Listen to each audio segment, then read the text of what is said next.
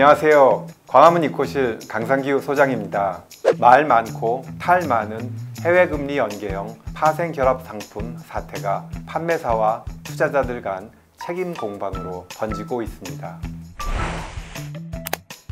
최근 기초자산 가격이 크게 하락하면서 대규모 원금 손실이 불가피해지자 분쟁에 불이 붙은 것이죠. 이 상품에 가입한 피해자들은 판매사로부터 원금 손실 가능성에 대한 설명을 못 들었고, 독일이나 영국 금리 하락세가 뚜렷하다는 사실을 알았다면 이렇게 위험한 상품은 쳐다도 보지 않았을 것이라고 항변합니다. 반대로 판매사는 원금 손실 가능성을 충분히 설명했고 관련 녹취까지 가지고 있다고 반박하고 있습니다. 그 가운데서 금융당국은 판매사의 불완전 판매 여부에 초점을 두고 확인할 예정인데요.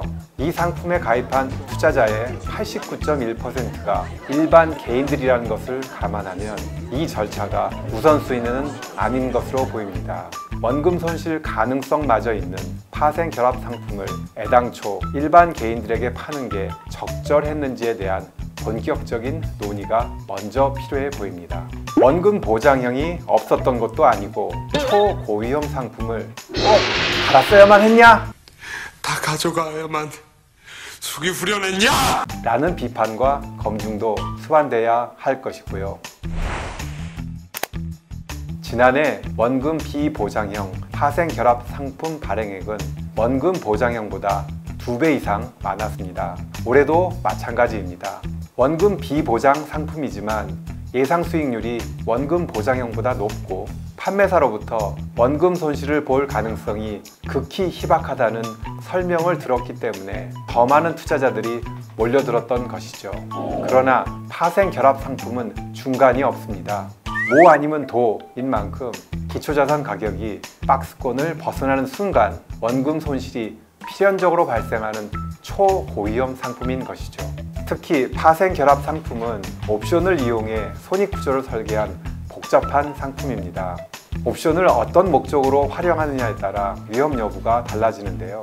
콜옵션 매수나 풋옵션 매수는 안정성을 위한 보험 목적인데 반해 콜옵션 매도나 풋옵션 매도는 투기성이 짙어 원금도 순삭 가능합니다. 옵션 거래 중에서 제일 위험한 것이 바로 풋옵션 매도이기 때문에 증권사는 자금력에 문제가 없는 기관 투자자가 아닌 이상 일반 개인에게 풋옵션 매도 거래를 허용하지 않습니다. 하지만 놀랍게도 대규모 원금 손실 처지에 놓인 해외금리 연계 DLS가 바로 이 풋옵션 매도인 것입니다. 물론 기초자산 가격이 일정한 범위 내에서 움직일 가능성이 매우 높다고 내다보고 자신 있게 판매했겠지만 어쨌든 풋옵션 매도 상품을 일반 개인들에게 판매하는 것 자체가 원칙적으로는 적절하지 않습니다. 까놓고 말하면 금융 전문가인 은행과 증권사가 언제 터질지 모르는 시한폭탄을 그럴듯하게 포장만 해서 일반 개인들에게 판 것과 별반 다름이 없죠. 얼마든지 원금 보장형 상품을 팔 수 있는데 굳이 예상 수익률 1~2% 높여서 원금 비보장 상품을 아무렇지 않게 팔 이유는 전혀 없습니다.